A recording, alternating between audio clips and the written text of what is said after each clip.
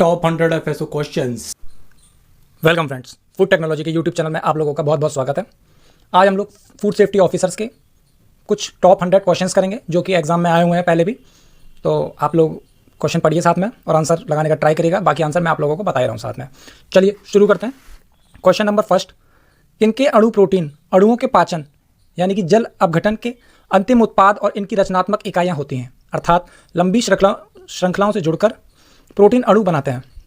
ए amino अम्लों, B purines, सी शर्कराओं, D पेरिडीमिन्स। इसका answer है ए amino अम्ल। ये क्वेश्चंस वही क्वेश्चंस होंगे जो टॉप 100 जो अभी तक मैंने आपको प्रीवियस चैप्टर्स पढ़ाए हैं उसी से रिलेटेड है ये, ठीक है। अगला क्वेश्चन, स्कर्वी रोग का कारण है, ये हमने इससे पहले वाली वीडियो में ही पढ़ा है। इसका आंसर है बी एस्कॉर्बिक अम्ल या विटामिन सी की कमी से, ठीक है। नेक्स्ट क्वेश्चन, एक न्यूक्लियोटाइड अणु के घटक होते हैं, आंसर इज सी शर्करा, ठीक है।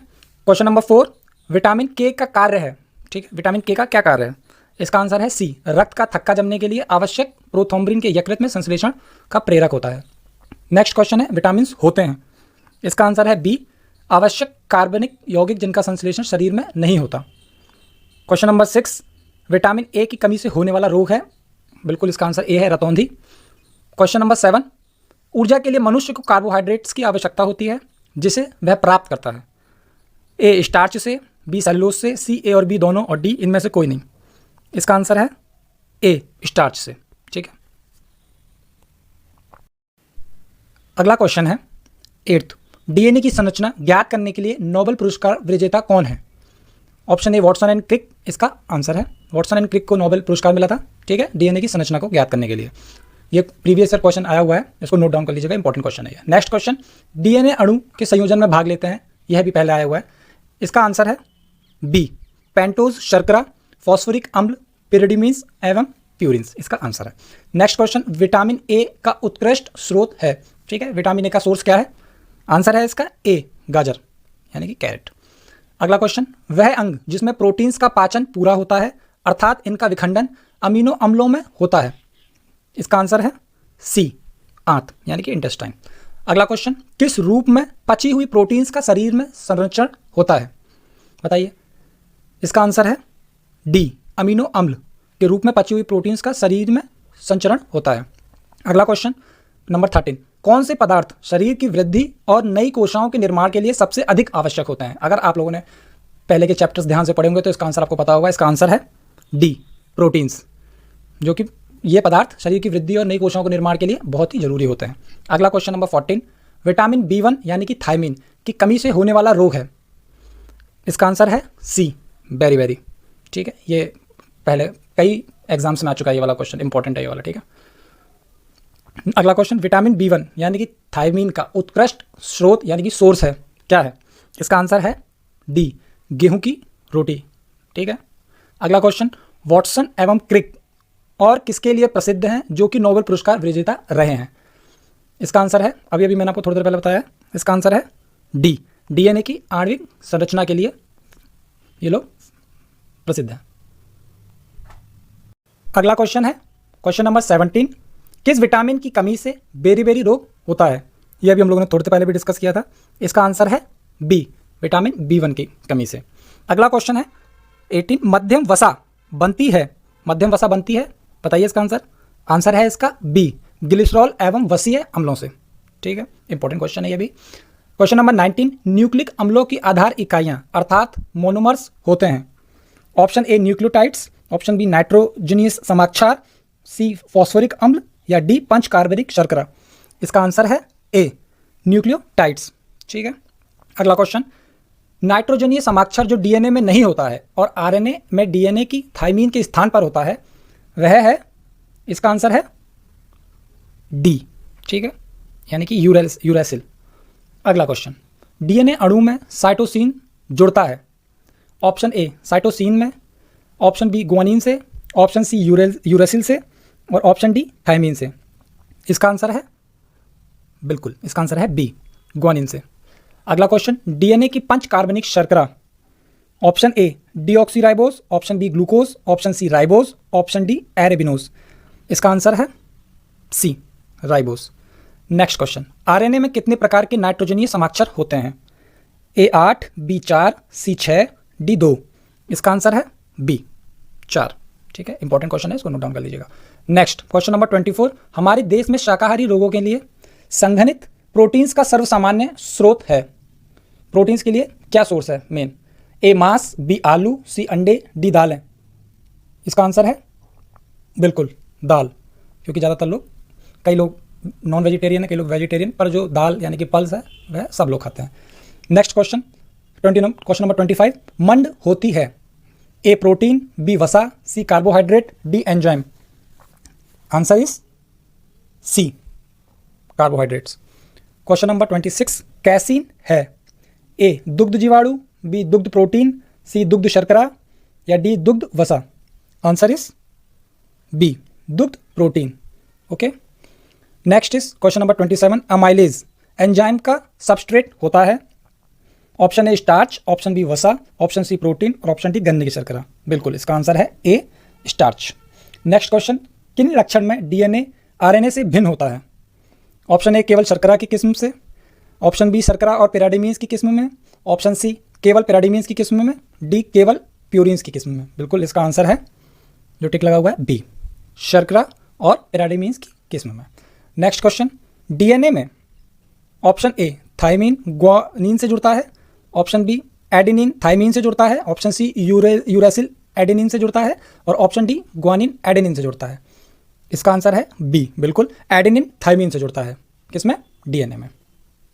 अगर आप लोगों को हमारी ये वीडियो पसंद आ रही हो तो आप लोग हमारी वीडियो को लाइक जरूर करिएगा और अपने दोस्तों के संग भी जरूर शेयर करिएगा जो लोग फूड सेफ्टी ऑफिसर या एफएसएसएआई की तैयारी के लिए कोचिंग ढूंढ रहे हैं या तैयारी के लिए जो अच्छा चैनल देखना चाह रहे हैं अच्छे कंटेंट के लिए, तो बिल्कुल आप उनको हमारा चैनल सजेस्ट जरूर करिएगा। नेक्स्ट क्वेश्चन है क्वेश्चन नंबर 30, इनमें से किसमें सुक्रोज शर्करा पाई जाती है? ऑप्शन ए गन्ना, ऑप्शन बी शहद, ऑप्शन सी दूध, ऑप्शन डी नारंगी। इसका आंसर है ए, बिल्कुल गन्ना। गन्ना में सुक्रोज शर्करा पाई जाती है। अगला क्वेश्चन, कौन सा कथन सही है? ऑप्शन ए मध्यम स्टार्च डी किस्म की होती है, ऑप्शन बी मध्यम प्रोटीन्स डी किस्म की होती है, सी कुछ विटामिनों का संश्लेषण मनुष्य के शरीर में होता है, ऑप्शन डी सारे विटामिन भोजन से प्राप्त किए जाते हैं। इसका आंसर है बिल्कुल सी, कुछ विटामिन का संश्लेषण मनुष्य के शरीर में होता है। यह वही क्वेश्चन है जैसे पेपर में आए हुए हैं और जो पेपर में आ चुके हैं। ठीक है, बिल्कुल आप इसको अगर ध्यान से पढ़ेंगे और अगर आप इसको रिपीट में भी पढ़ेंगे तो आपको ये एग्जाम में बिल्कुल यूजफुल मिलेंगे और आपको हो सकता है इसमें से कुछ क्वेश्चन सेम भी मिले। अगला क्वेश्चन, डीएनए में क्या होता है जो आरएनए में नहीं होता है? ये पेपर में आया हुआ क्वेश्चन है, इसको आप नोट डाउन कर लीजिएगा। A cytosine, B guanine, D adenine और डी थाइमिन। बिल्कुल इसका आंसर है डी। ठीक है, थाइमिन डीएनए में होता है पर आरएनए में नहीं होता है। अगला, इनमें से किस वैज्ञानिक को डीएनए की संरचना और कार्य के ज्ञान में समुचित योगदान करने का श्रेय है?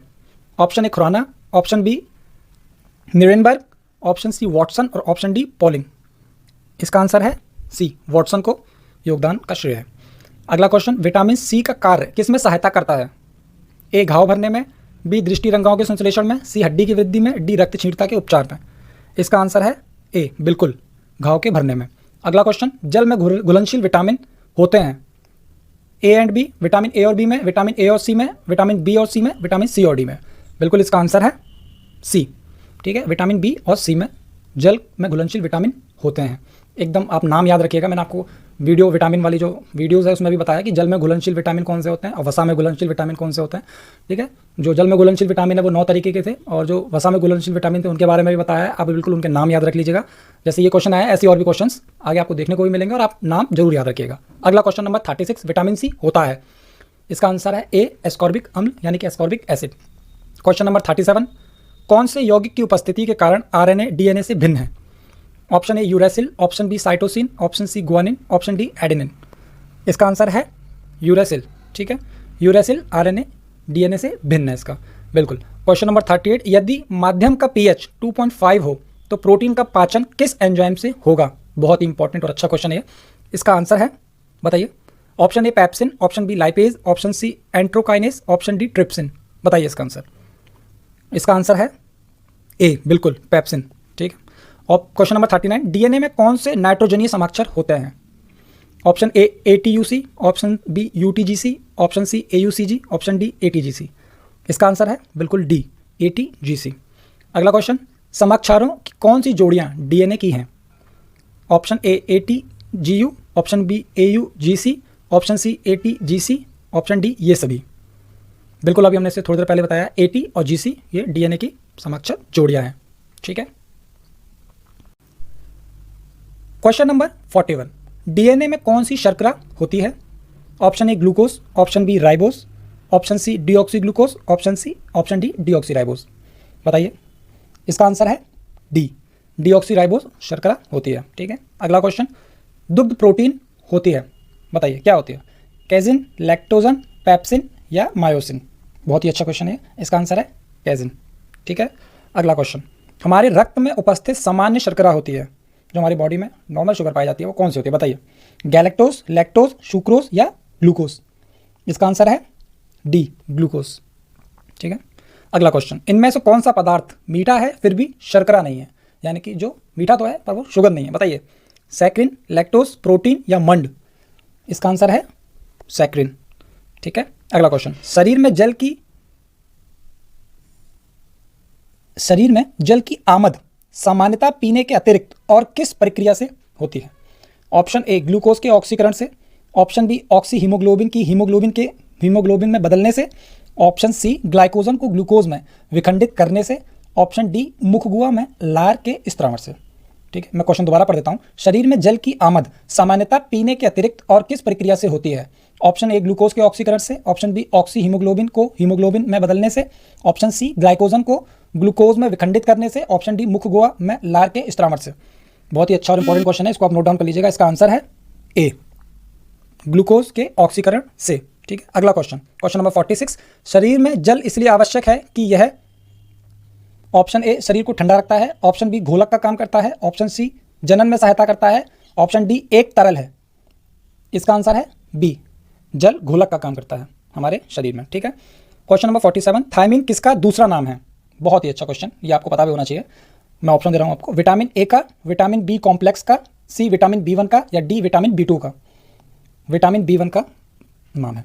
अगला क्वेश्चन, गर्मी में किसका ग्रहण अधिक नहीं करना चाहिए? ठीक है, इसमें नहीं लगा है, ध्यान से पढ़ लीजिएगा। Option A protein, option B लवण, ऑप्शन सी वसा, ऑप्शन डी विटामिन? इसका आंसर है सी। ठीक है, हमें वसा का यानी कि फैट का ज़्यादा अधिक ग्रहण गर्मी में नहीं करना चाहिए। अगला क्वेश्चन नंबर 49, कार्बोहाइड्रेट्स की काफ़ी सप्लाई के लिए क्या खाना चाहिए? ए चावल, बी गाजर, सी चना, डी मांस? बिल्कुल इसका आंसर है ए, चावल। अगला क्वेश्चन, अमाशय में भोजन के बैक्टीरिया को कौन नष्ट करता है? ए पैप्सिन, बी पित्त, सी श्लेष्म, डी HCl? बताइए इसका आंसर। इसका आंसर है डी, HCl हाइड्रोक्लोराइड। अगला क्वेश्चन, जब ताज़ा फल, सब्जी, नींबू, आलू आदि खाने को नहीं मिलते, अर्थात विटामिन सी, एस्कॉर्बिक अम्ल की कमी होती है, तो इनमें से कौन सा रोग होता है? बिल्कुल इसका आंसर आपको पता होना चाहिए, मैंने आपको चैप्टर्स के टाइम पे बहुत अच्छे से पढ़ाया था। ए सूखा रोग, बी किलोसिस, सी रक्त छींटता और डी स्कर्वी रोग?